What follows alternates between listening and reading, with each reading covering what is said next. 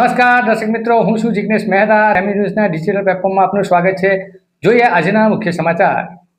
સુરતના પલસાણાના બગુમરામાં હાઈરાસ બિલ્ડિંગના બંધ ફ્લેટમાંથી મળેલી યુવતીની લાશનો ભેદ ઉકેલાયો હતો.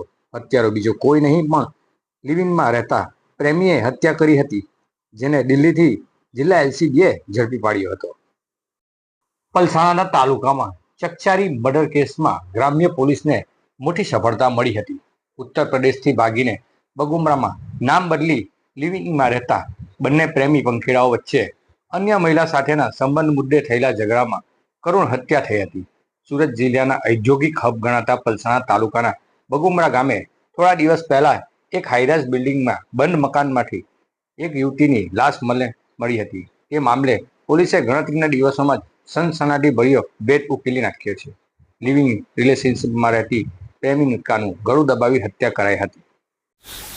તારીખ 17/5/26ના રોજ પલસાણા પોલીસ સ્ટેશનમાં એક હત્યાનો ગુનો દાખલ થયેલ, જેમાં મરણ જનાર મોવિસ ખાતુન ડોટર ઓફ અફજલ અલી, રહેવાસી ઉત્તર પ્રદેશ આંબેડકરનગર, તેઓનો મરણ થયેલ હોય એ બાબતે પલસાણા પોલીસ સ્ટેશનમાં ગુનો દાખલ કરી અધિકારીશ્રીઓના માર્ગદર્શન મુજબ એલસીબી તેમજ પલસાણા પોલીસ સ્ટેશનના ડિસ્ટાફના માણસોની એક સંયુક્ત ટીમ બનાવવામાં આવે. એ ટીમે દિલ્હી ખાતેથી જે મર્ડર કરનાર છે તે આરોપી શિવમસિંહ રણજીતસિંહ ઠાકોર, એ પણ ઉત્તર પ્રદેશ આંબેડકર નગરનો રહેવાસી છે. એ છેલ્લા 7 મહિનાથી પલસાણા ખાતે રહેવા આવેલ અને બંને પતિ પત્ની તરીકે રહેતા હતા અને 3 વર્ષ પહેલાં તેઓ પોતાના ગામથી ભાગીને આવેલ અને પોતાના ગામના જ મંદિરમાં હિન્દુ રીતિ રિવાજ મુજબ લગ્ન કરેલ.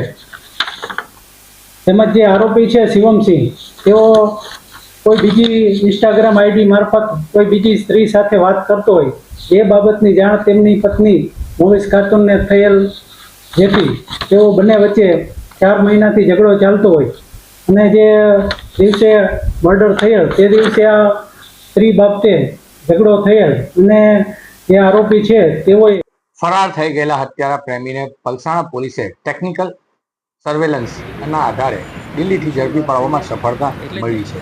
અન્ય મહિલા સાથે પ્રેમ સંબંધની જાણ પ્રેમિકાને થઈ જતા રોજ કજિયાથી કંટાળીને પ્રેમીએ આ ખૂની ખેલ ખેલ્યો હોવાની કબૂલાત કરી છે. યુવતીના મોતનું સાચું કારણ જાણવા માટે કરાયેલ પીએમ રિપોર્ટ ચોંકાવનારો ખુલાસો થયો હતો. રિપોર્ટમાં સ્પષ્ટ હતું કે યુવતીને કુદરતી મોત નથી, પરંતુ તેનું ગળું દબાવીને ક્રૂરતાપૂર્વક હત્યા કરવામાં આવી.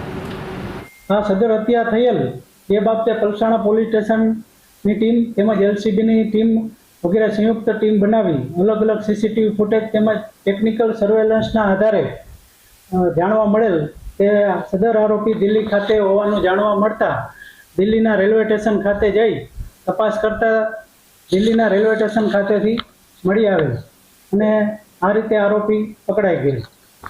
સર, આ જે આરોપી છે તે અહીંયાથી કઈ રીતના કોઈ અન્ય વ્યક્તિઓ મદદ કરી એવું સામે નહીં?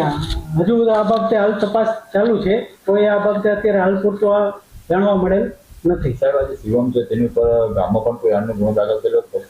એ શિવમસિંહ છે તે તેમની પત્ની મોવિસ ખાતુન જે 17 વર્ષની હતી ત્યારે તેમને ભગાડી અને લઈ ગયેલ, જે બાબતે તેઓના વતન જેતપુર પોલીસ સ્ટેશન ખાતે પોક્સો નો ગુનો દાખલ થયેલ અને 8 મહિના સુધી તેઓ જેલમાં રહેલ. બાદ જામીન તેઓને મળેલ હોય અને ફરીથી જે મરણ જનાર છે મોવિસ ખાતુન, તેઓની ઉંમર 18 વર્ષની ઉપર થયેલ ત્યારે બાદ બંને પોતાની મરજીથી ભાગી લગ્ન કરેલ.